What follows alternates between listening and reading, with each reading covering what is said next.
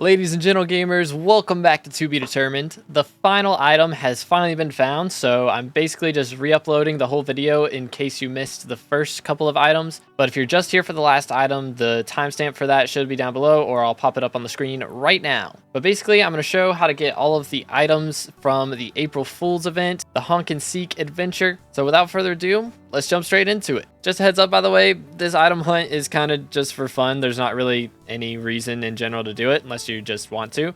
There's no talismans or any rewards that actually mean anything, at least that we know of at the moment. We found all the items and there doesn't seem to be a shop or anything that's open to buy it. So unless that changes, this is just for fun. So the first thing you want to do is go to the hub and talk to Chuckleton. He'll have a bit of dialogue to get through, and then he's going to gift you the first of the new items, the suspicious red gift. Now, I suspect that you'll actually be able to open this to get the last item, but I'm not sure. So for now, just hold on to it. It is co-op soulbound, so you kind of don't have a choice. But the easiest item to get from the list of things here is going to be the Jerry helmet. So to get that, you just need some move Jerrys.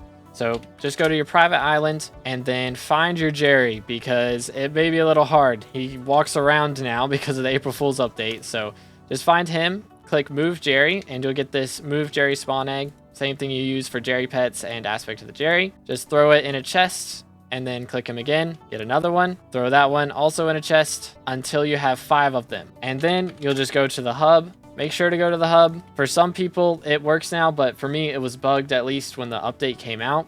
And if you crafted the Jerry helmet on your island, then it wouldn't count. So you had to craft it in the hub. I don't know if that's still the case, but I just recommend going to the hub before you craft it. But you'll just do it in the normal recipe, just like so, just a normal helmet, except it would be move Jerry's instead of these shurikens. And that will make the Jerry helmet. The second item is Vitamin Life. Now, this one you get from dungeons, and you also get the Novice Skull from dungeons. So we'll go over both of these real quick. I recommend doing F5, because for the Novice Skull, you have to do just any floor that's not Master Mode, and you want one that's decently sized and also pretty easy to solo if you can handle it.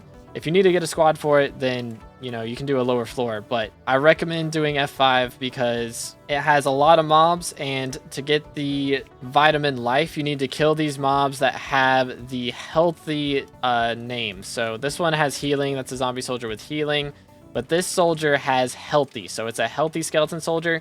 So the healthy mobs have a chance to drop the new item. But you're also going to need to open chests to get the Novice Skull.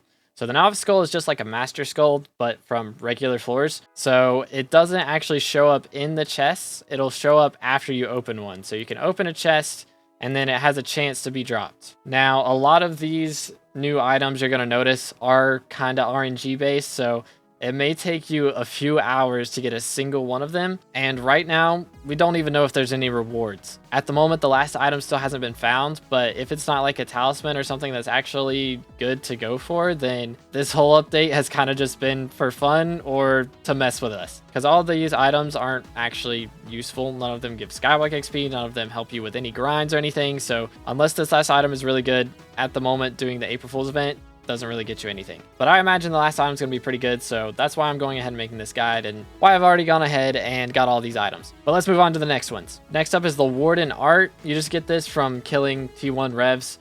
I think it drops from any Revenant Slayer, but killing T1s is the most efficient, so I recommend just doing that.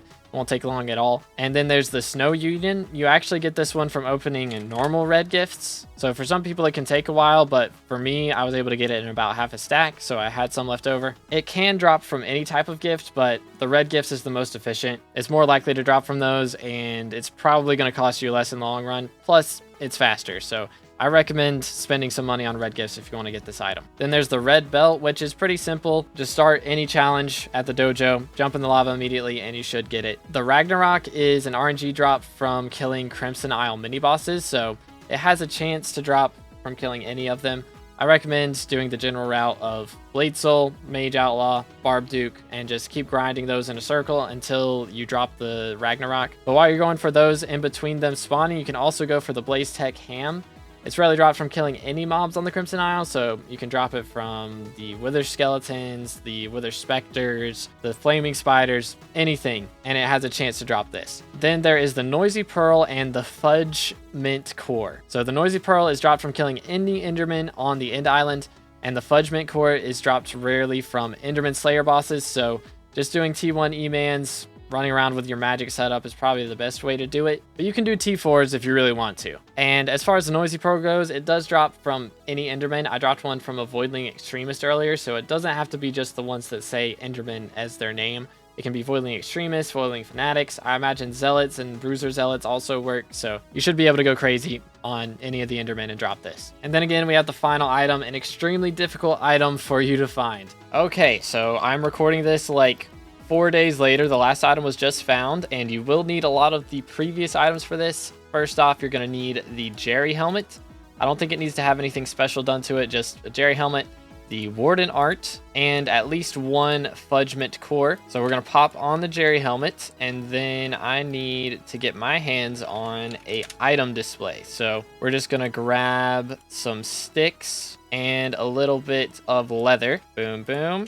And craft one item display right here, item frame. So basically what you're going to do is you're going to place the item frame and then place your Warden art, which there is a mod on BLC that won't let you do it. So if you want to, just turn off SkyBlock mods for a second and then place it, and then you can turn them back on. But basically what we're going to do is we're just going to sit here and spam shift until we see the chat message appear that says think Jerry think. And we want to be standing close enough to the Warden art to be able to see the text above it. And now once it pops up, we wait till that happens, and then we back up and we're going to eat the Fudgment core. And we should get the item from doing that. So you can't eat the Fudgment core while you're close enough to the art to right click it. So you got to make sure you back up far enough that the text disappears. It is a 1 in 25 chance that you get the think Jerry think message, but apparently I'm just super unlucky right now. There it is, and we back up, eat the thing, and there we go. An extremely difficult item for you to find. So that is the last item from the Honk and Seek event. And wow, that really was worth it indeed. So we go back to Chuckleton. You can see we've found everything, and we don't seem to get any rewards for it. So it seems to just be a item hunt just for fun. No talismans involved or anything, which kind of surprises me, but you can throw your extremely difficult item into the museum. And that's how to get every single item in the Honk and Seek adventure. So hope you guys enjoyed. If you did, make sure to drop a like, smash the sub button if you haven't already. We're literally like 10 subs away from 23,000 subscribers. So really appreciate it. Hope y'all have an amazing rest of your day, and I'll catch you in the next one. God bless.